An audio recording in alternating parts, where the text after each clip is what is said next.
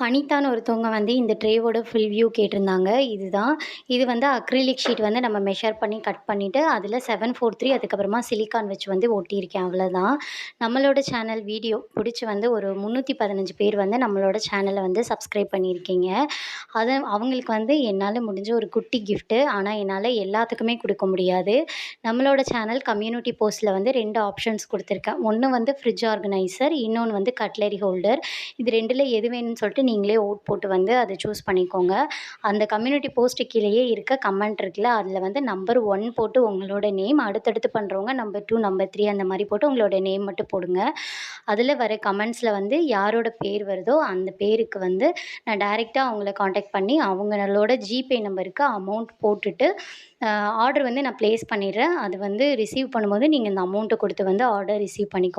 என்னால முடிஞ்ச ஒரு குட்டியான ஒரு சின்ன ப்ரெசென்ட்